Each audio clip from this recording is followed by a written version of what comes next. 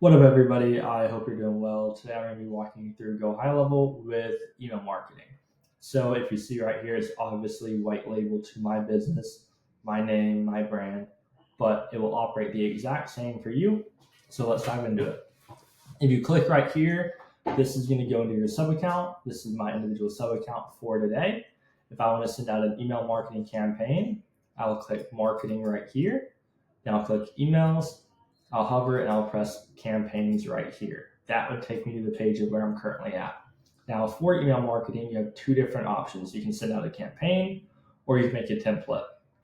A template is basically like a preset option that you can use for every campaign in the future. Whereas if you do a campaign, it's just one campaign. It'll be a little bit more difficult to reuse a specific section from that campaign for future email marketing content. So I always save everything as a template first. This is a brand new sub account. That's why there's nothing in there. I press create template. I always prefer the design editor. In my opinion, that looks very best. Code editor, if you're really good at code, that one's for you. Then plain text, this is just purely if you want to send like a normal email and it looks like this right here, with just text on the screen. Personally, me, I don't really do that unless it's cold email outreach. I press new, blank template, and I press design editor. Now, after I do that, you'll be taken to this page right here.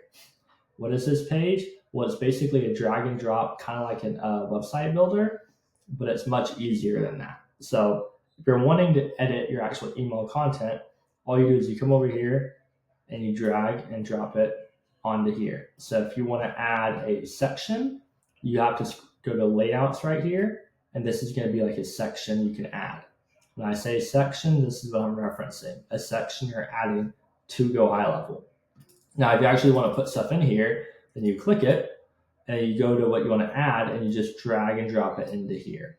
So if I want to add a logo, I drag and drop a logo in here. If I change my mind, I'm like, I don't want that, I'll just press the delete icon. So basically, whenever you're mapping out your email campaign, what I normally like to do is I will go map out all my sections I want to add first. And then if I ever mess up and I want to move it over, you can click the dots over here to move it, kind of like so. And then now you'll have a few sections in there. I'll probably add like one more section and then add one for the footer at the bottom. So I do something like that right here. This would be like my email content layout. I would always delete the start from scratch right here. I don't really think that looks pretty. And I could drag and drop this to the bottom. Now I have my actual email laid out content wise. Second, what I would do then is I'd go add all the elements you want. So if you're trying to make a really pretty email for email marketing, you can just go add all the elements to here that you would like.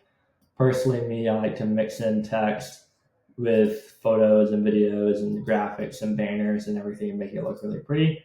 But what you do is you just go add all your elements right here. If you want to upload an image, you'd press this, upload from media library. Then you press the upload icon right here.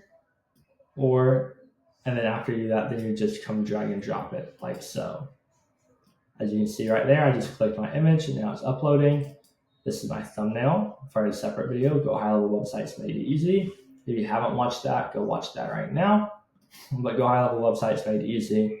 Definitely check that out if you don't know anything about website design. Second to that, I'll delete this. Now say my email is ready to go. I saved my template, it looks really pretty. I have my desktop version right here and my mobile version right here.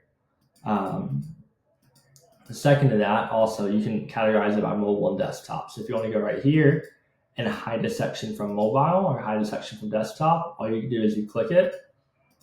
After you click it right here, see where it's at, then you can actually go hide it. So if I click this right here, I can click visibility. I can change it from desktop to mobile and vice versa. So for example, if I put something on the desktop version that I don't want to be on mobile, I'll just come to the mobile view and press desktop only. That way it would remove it from my mobile version. But after I save my template, which I'll do right now, obviously it's an ugly template. I'm not using that for real email marketing. Now I click campaigns, I press create campaign, and I can go over my template I just created. So March 23rd, 6/18, that's what I'm using. Boom, now it's pulled up right here. After my email is ready to go and completed, then I press send or schedule, And I personally always like to send batch schedule. Why would you want to use batch schedule? Well, batch schedule, y'all, is basically sending it out in a frequency. So if you're sending out 1,000 or 2,000 emails, I don't want to send them all out at one time, in my personal opinion, because when I've done that, I've got flags for spam. I know there are safe ways to do it. I like to just kind of go on the safer side. So I always will go to batch schedule right here, and I'll do batch quantity 1 after 1 and repeat 1, 1, 1. So like I'll send one email after 1 minute and it'll repeat. The start on is the start time.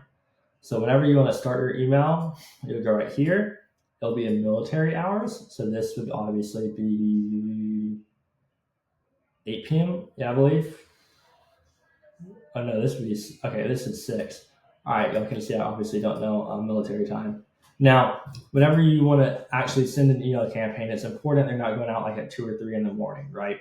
For email marketing, it's really important to send it on an accurate schedule. And what I always do is I'll send it from like 7 a.m. to 6 p.m. Or I'll do like 7 to 7. So I'll do 7 to 7 right here. Whenever you do like an email campaign, you're going to have to verify your email at first. So I type in my email right here, I'll have to press verify, and it's going to send a code to my email. Why is it doing this? Well, I found out recently a lot of like platforms are just overdoing verification, A2P, email. So whenever you're going to do something like this, it's going to send you a code only for the first time. And just kind of like something I'll tell y'all is in anything online for verification, verification is going to heavily start ramping up just because AI is becoming so much more mainstream that anything cold or outbound is going to heavily start picking up. And just anyways, just get used to it. After you verify it, you can click right here. You only have to verify it once. Sender name, obviously the name you want it to be sent out under, like so. Subject line, preview text. I'll do like test. Now, recipients. This is where we kind of get the bulk of the sauce, right? If you want to send it to specific recipients, you can click all and it'll send out through here. But if you tag people, that's where you can go to choose contacts from tags and go pick specific people from the tags. So like right here, I have an agency owner tab of all agency owners who've reached out to me for free value. So if you are an agency owner, you can reach out to me. Depending on how busy I am, I might be able to schedule a call with you for some free value. But choose contacts for tags. I'll choose my agency owner tag, and then I only send to the contacts currently linked to these tags. What I always do for every single email campaign I do is I'll always track my clicks. I'll do UTM tracking, and then I'll add a tag for if they open it. So it won't show on this one, but like a basic campaign, contact open the campaign, and then you could do like a campaign open tag. Now you could actually see everybody's opened it. And if they don't open it, you can resend the email to people who haven't opened the email, which is massive. So I would always use like a custom field and say contact first name. Did you see my email? Something like that, right? So why would you do that? Well, say I send an email to you and you don't open it. I want to resend it to you with something personalized, and I'll personalize your first name into the email subject, which would be massive. After I do that, then I just press schedule, and now my email campaign would be scheduled. Because I've been in this video for so long, my time is now, so I press confirm, press schedule. You can also check your spam score right there. You'll see it's scheduled right here to go out shortly. Now, say I want to change my mind. Obviously, I don't want to send out that email campaign because it doesn't look good. I press pause, and now my campaign is paused. I can do whatever I want. Now, personally, I'm going to cancel this campaign because I don't want it to go out. Now, secondly, you can also do a bulk email from your contact section right here. But just my piece of advice, I would always do campaigns from the email section right here, because if you do it from the contact section, you're only going to be able to select like a pre-built template. So if you're doing email marketing, I would just send email marketing through the email campaign section. I would always do drip mode, and I'd always do one by one by one. And if you're under like 100,000 emails a month, I just do it like this. If you're above 100,000 emails a month, then you're going to want to do what's called a dedicated domain server. Now, I personally don't do that, so I might make a video on it. If I get enough requests on it in the comments, I can make a video on dedicated domain servers and show you how to publish that. So I hope this email was beneficial.